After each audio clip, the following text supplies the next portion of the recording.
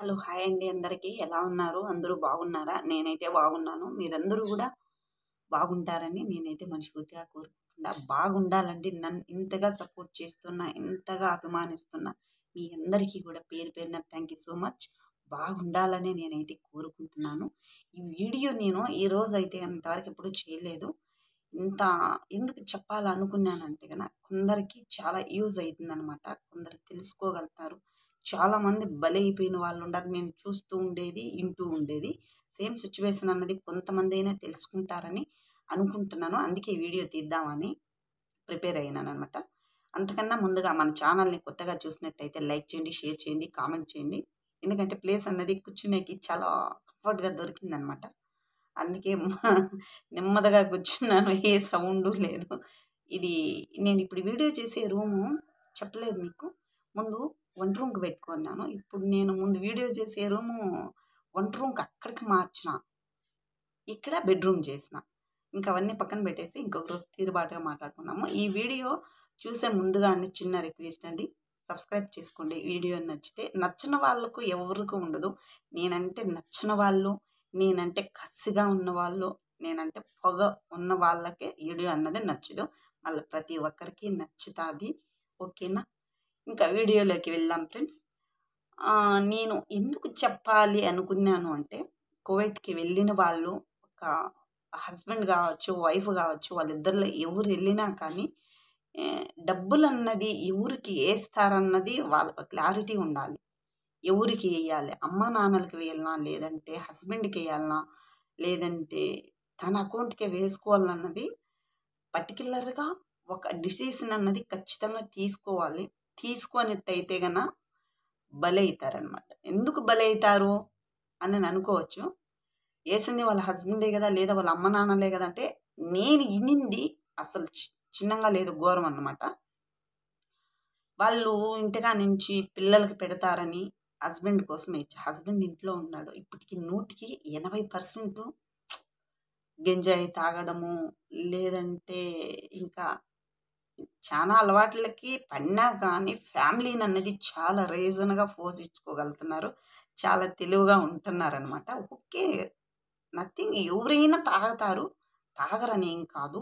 తను పంపించిన డబ్బులకి ఒక రీజన్ అన్నది చూపించాలండి. ఎందుకంటే ఆ కష్టము అలానే ఉంటుంది.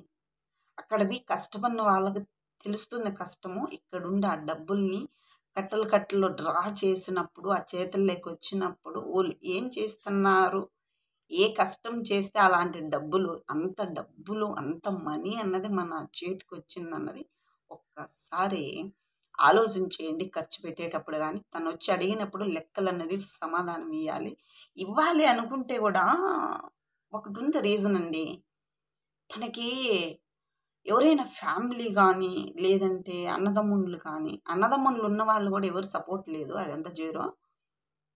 అమ్మానాన్నలు కానీ, లేదంటే తన వైపు నుండి ఏదైనా ఒక మనకు ప్రెషర్ కలుగుతుంది. తన డబ్బులు మనం వాడుకుంటేనన్నది ఉంటే బావుంటుంది. లేని వాళ్ళకైతే జీరో అనే నేనైతే చెప్తాను. ఎందుకంటే కొన్ని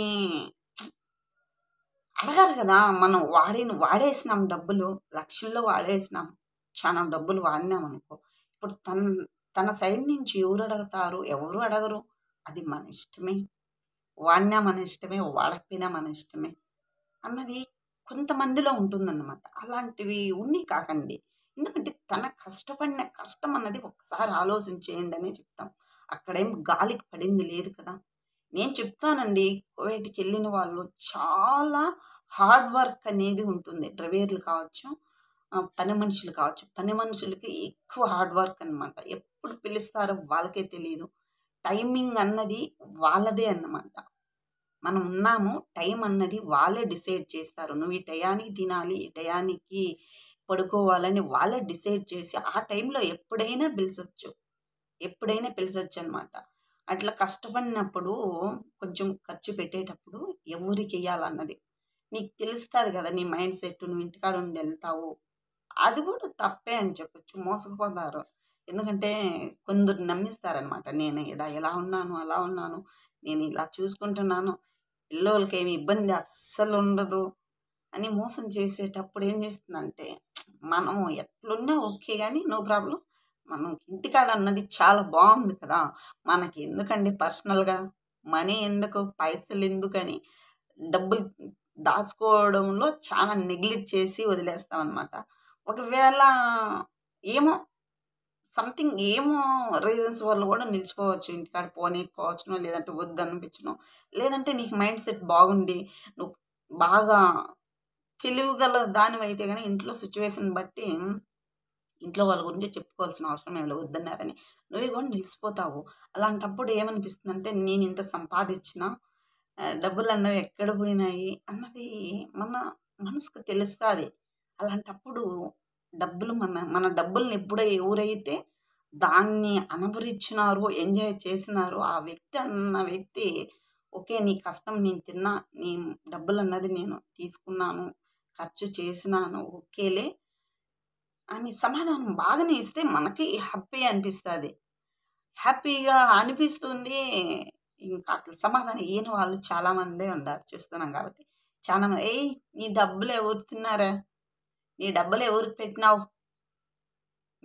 మీ వోళ్ళకేమన్నా పెట్టినాము?" మెయిన్ వాళ్ళ నోట్లో వచ్చేది "ఎవరికి పెట్టినావు? ఎవరికో వేశావు. నాకైతే వేయలా. ఎక్కడ నీ డబ్బులు?" అని అనేవాళ్ళు ఉంటారని నేనైతే గాని చెప్తున్నా. నా వీడియోస్‌లో ఇలాంటి లేదు. ఏదో చెప్పాలనిపించింది. నేను చూసింది ఏడ్చిన వాళ్ళు గూడా ఉన్నారు ఫ్రెండ్స్. అలాంటి ఆటికి కొంచెం చాలా జాగ్రత్తగా ఉండండి. మనం కువైట్‌కెళ్తారు, నానా రకాలుగా అనుకుంటారు. అది అనుకునిందంతా జీరో. చాలా కష్టపడతారసలకి. వాళ్ళకి ఆరోగ్యం బాగాలేకపోయినా గానీ, ఒక శాబ్ది వాళ్ళ కష్టం అనమాట. క్రష్ అంటాం చూడు. దాన్ని మనం సాధించాలనే ఒక ఇదన్నమాట. మన కష్టం మీదనే మనకే క్రష్ అనేది పెరుగుతుంది.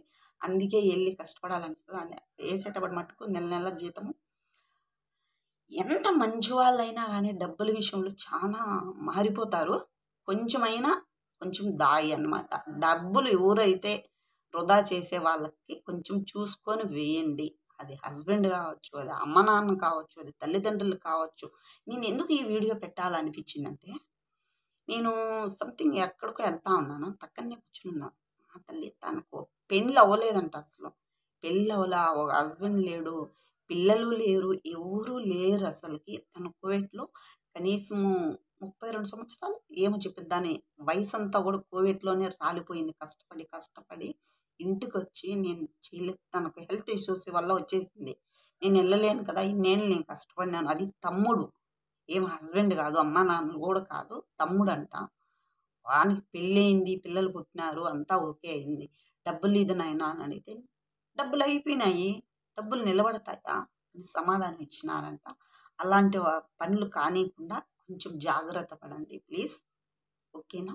Bye friends.